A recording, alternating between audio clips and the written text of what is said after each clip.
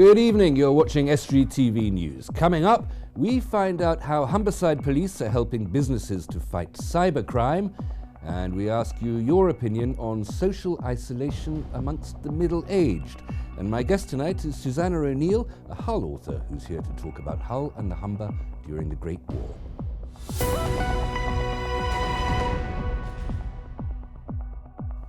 Welcome to Estuary News. I'm Hugh Riches. Now it's time for the news headlines.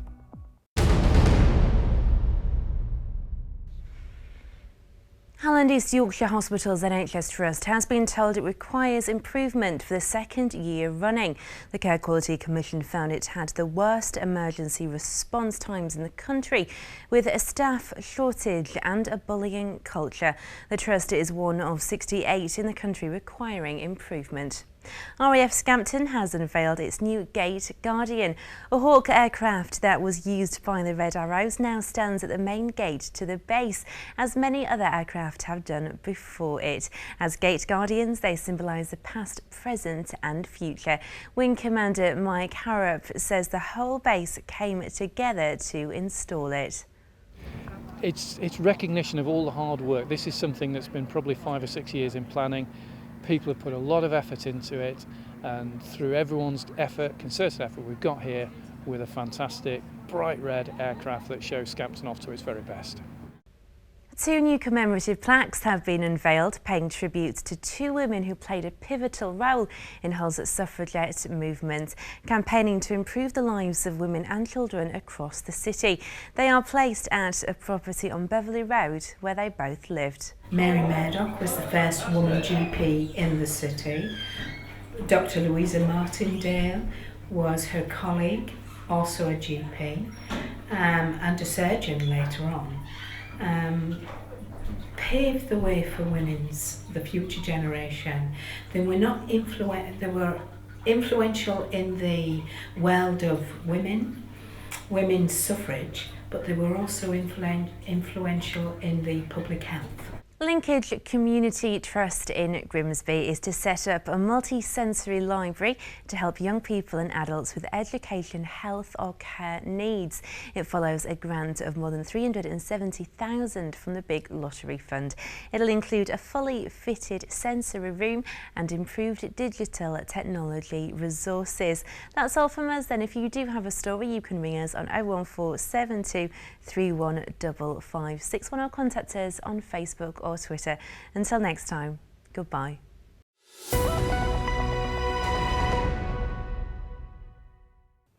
For many businesses, the threat of being attacked via the internet is very real. Humberside police are launching a campaign to assist companies fight cybercrime. We went along to meet DI Rich Osgoby to find out what's being done to help.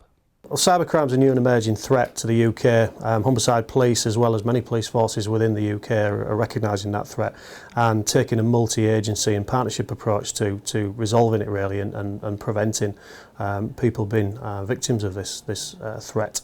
What we're doing in conjunction with CERT UK is an initiative called the CISP, which is the Cyber Security Information Sharing Partnership, and that's an industry and law enforcement led partnership aimed at sharing information around the various attacks in the cyber world, sharing that information around, giving advice from experts to small, medium businesses that are the backbone of the country and probably haven't got the funds within those businesses to provide their own security protection. So it's a real benefit to those kind of companies that may be victims of these cyber attacks, and it's a resource that they can go to for advice on how to shut down a Trojan or a piece of malware that's on their system, and also for identifying new and emerging threats as well on there. And it's backed by law enforcement and also some of the major blue chip companies within the UK, and it's an excellent resource and it's free.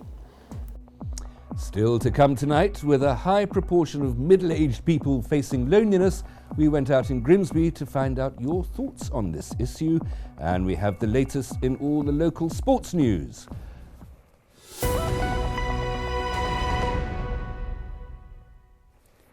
The First World War claimed over 995,000 British lives, and its legacy is still remembered today. A new book called Great War Britain, Hull and the Humber, offers an intimate portrait of the city and its people. The author, Susanna O'Neill, is from Hull, and she joins me now. Susanna, thank you very much for coming in. Oh, thank you for asking me. It's a beautifully produced book, and it's absolutely beautiful, wonderfully illustrated, and fantastically researched. Maybe I'll just ask you a little bit about that, because the last veterans of the First World War died a few years ago, I'm afraid. That generation has passed. So what were your sources for this? Well, to be honest, I put a plea in the Hull Daily Mail for people to come forward with any letters or postcards or memorabilia that they had been passed down via their families, and it had a lovely response from people. Lots of people came forward, and with hundreds of letters and postcards and photographs. So I had a really good response, from the people in Hull, and also the Hull History Centre. They've got very good resources there. There's a lot of books about locally and nationally about the war. And yeah, there are lots of sources, lots of war diaries, things like that. So there's a lot of places I could go for my research. And what is it that prompted you to write it? I know it's 100 years, or last year was the centenary of the beginning of the First World War, but what is it that prompted you to produce this book now? I think, like you say, it was to time with the centenary, really. It's a massive thing in our history. It's something that we should never forget, ever. And when the History Press, who were publishing the book, they came to me with the project and asked if I'd be interested, and I jumped at the chance.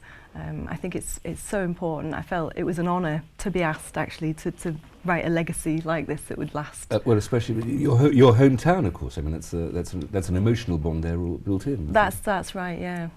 It's part of a series. There are other books as well. Yeah, the sort of major cities across England and Wales and Scotland have all got books about this on the same series, about the personal histories, really, behind what went on in their cities.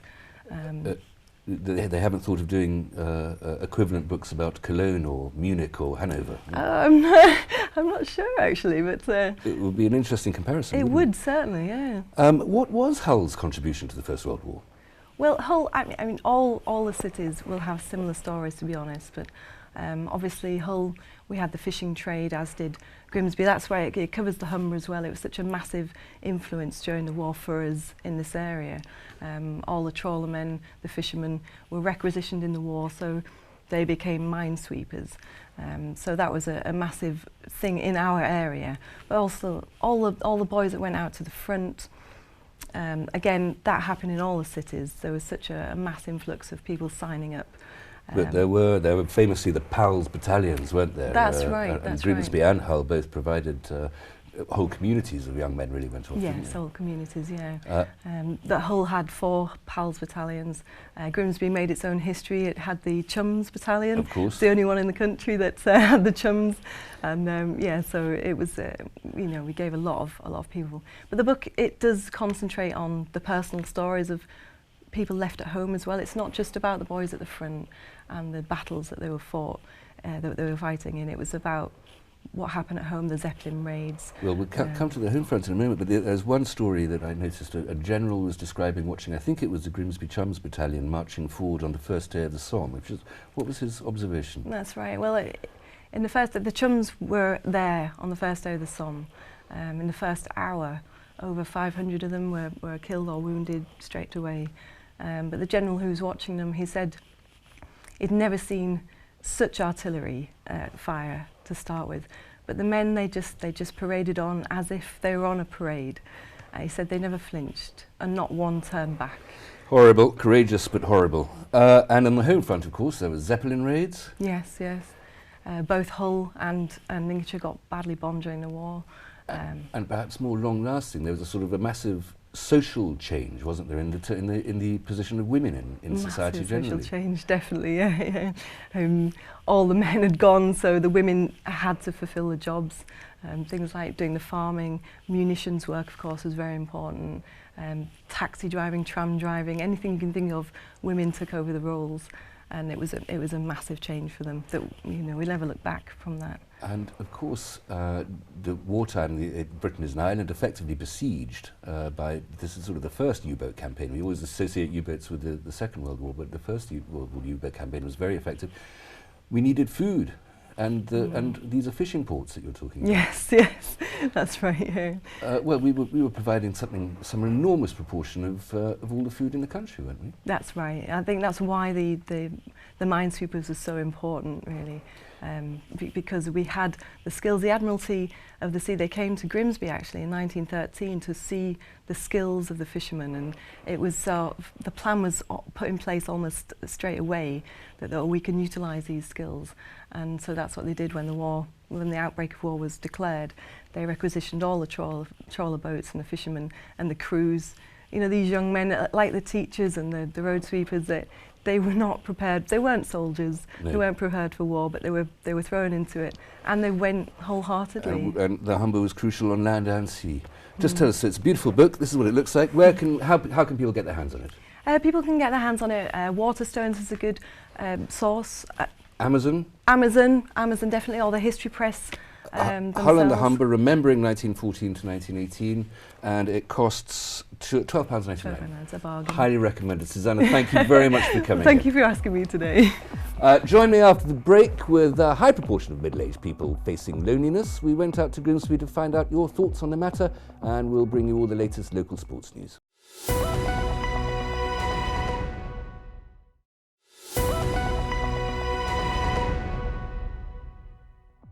Welcome back. You're watching Estuary News. Still to come, with a high proportion of middle-aged people facing loneliness, we went out in Grimsby to find out your thoughts on them. And we have the latest local sports news. Still with me in the studio is Hull author Susanna O'Neill, author of Hull and the Humber, Remembering 1914 to 1918, in the Great War Britain series. Susanna, this is not your first book? No, this is my third book, actually, with the History Press. And what were the other two? Well, the first one I brought with me today, I thought it might be relevant, The Folklore of Lincolnshire. Wonderful, let me hold that up. A little higher, there we are. And a wonderful dragon on the front. Well, Lincolnshire is full of, if people don't know, full of dragons, giants, heroes. It's a fantastic book to have researched. I bump into them all the time. Yes, I know. And it being a very agricultural county, I guess that's very right for the folkloric tradition, isn't it? Yes, certainly, yeah. And the remedies that people have come up with over the centuries as well. I won't spoil it. I'll let people discover it themselves. Okay, don't spoil the ending for me. And what else? What was the other one? The whole Book of Days. It's like a calendar of a potted history of Hull throughout the ages, really. Something different for every day of the year. Right. And then, yes, Hull and the Humber, the Great War. Well, absolutely. I mean, this is the one that we're particularly talking about. This is published just recently. You're doing a book signing in Waterston's. That's right, yeah, the 14th of November, actually, just across sort of lunchtime. So if anyone does want to come, it will be in Hull. Waterston's in Hull? Yes, yeah. Okay, excellent. Well, I highly recommend this one. What's on the stocks? What are you writing at the moment? To be honest, I'm in the middle of a novel at the moment. Oh, fascinating. So I have just recently finished a novel, and I might have an American publisher interested, which is exciting. Okay. So watch this space. Is it a historical novel or? It's a mix. It's of a bit historical, a bit of a thriller, a type of romance. It's got a bit of everything in there, really. Okay. Well, people worry. I noticed that I think it was Waterston's actually said that they're not going to sell Kindles anymore. There's a return to the traditional paper and ink, beautiful object of a book that you can hold in your hands and read in the bath. Is that the future of publishing? Is that what you're writing? Well, I do. To be honest, I do like having the paper copy in my hands. I much prefer it. Okay. The history in this is a particularly personal one, isn't it? I mean, there's no particular point in talking about the grand politics of the First World War. This is very much an intimate portrait of individuals. That's right. Yeah. I mean, it was such a tragic occurrence. I think it's important to look at the personal stories, really, and to leave that legacy behind of what they went through. The words really can't explain, or we can't comprehend it, really. So it is just scratching the surface. And of course, it's emphasised that war was fought just as much on the home front as it was. That's right. It was in the trenches. That's right. Yeah. Right, so one quick reminder, Susanna, it's Great War Britain, Hull and the Humber, Remembering 1914 to 18, available in all good bookshops. All good bookshops. And on Amazon. Amazon and the History Press website. And the History Press website. And the date of your signing again in Hull? The 14th of November. 14th of November, Hull, Waterstones. Susanna, thank you very much. Oh, thank you very much.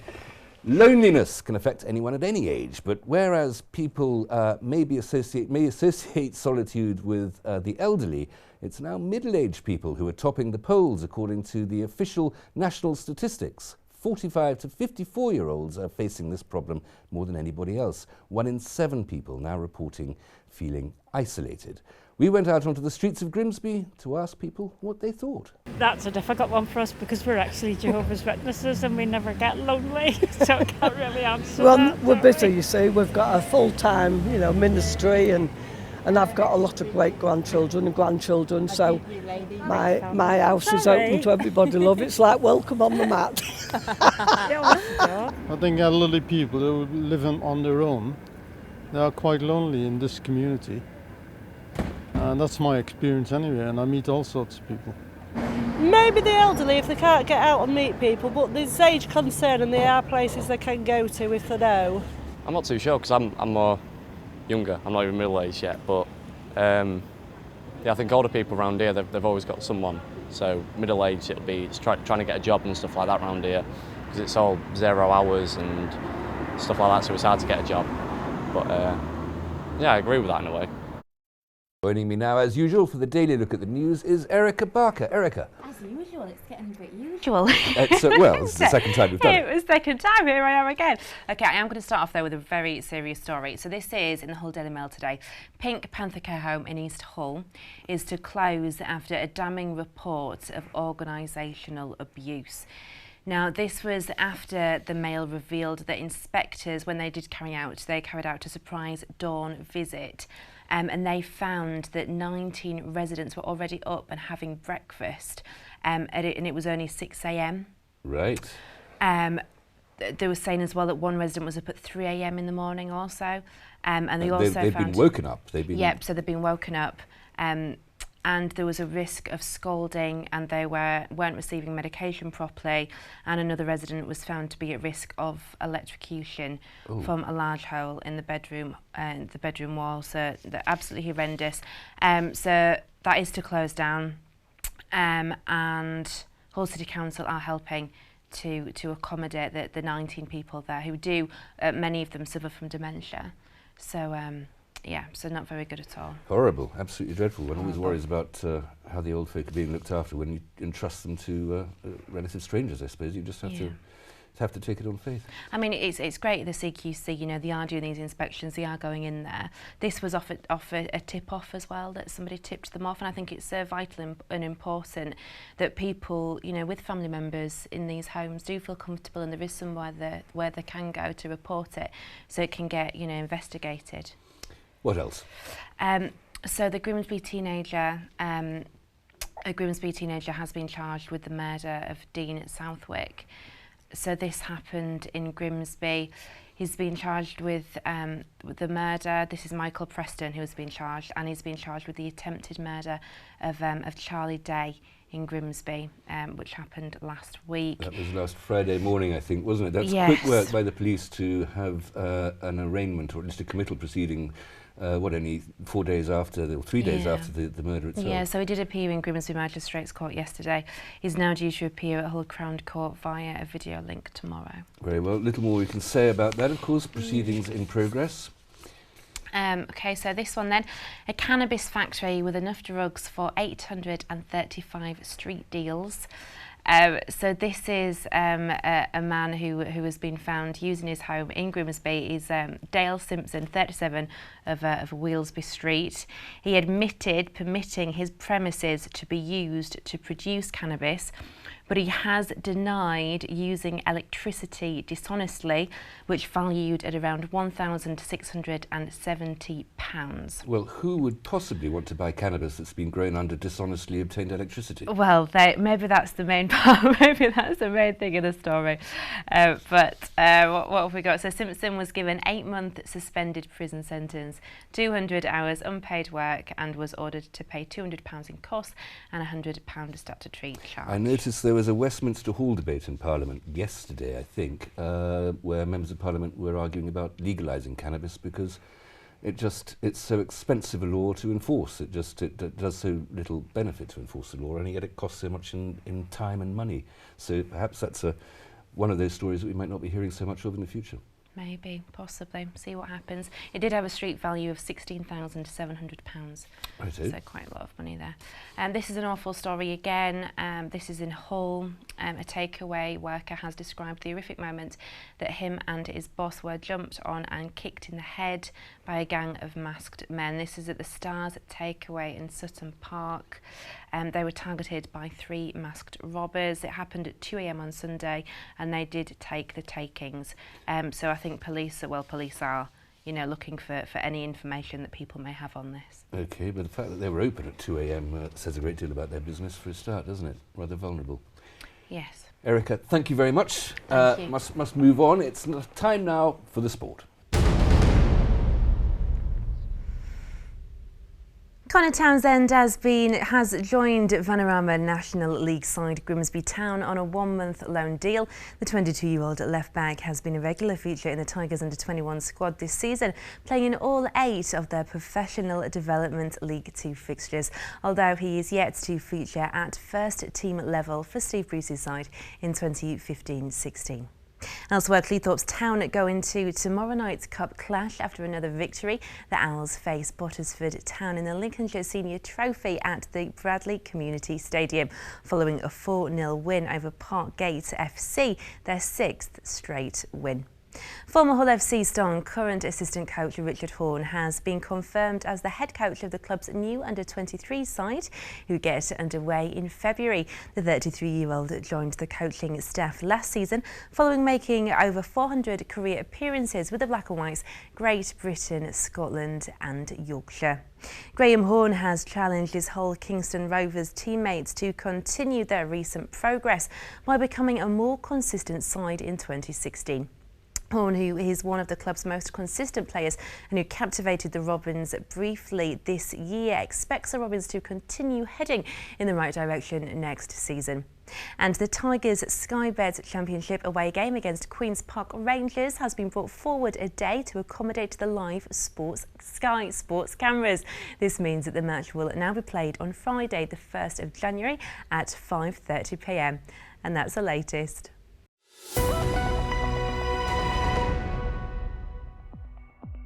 That's it for tonight. If you have a news story for us, then please visit our Facebook or Twitter pages or email news@estuary.tv or phone Grimsby 01472 31 553. Until tomorrow, good evening.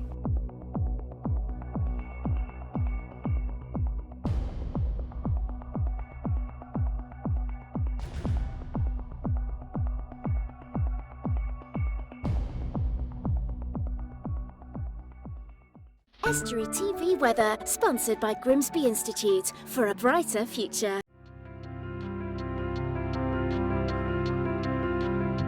Hello and welcome to Estuary TV's weather. On Wednesday, any fog will clear gradually through the morning, leaving sunny spells with isolated showers.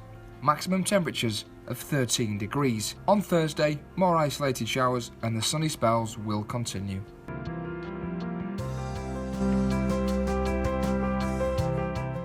Estuary TV weather, sponsored by Grimsby Institute for a brighter future.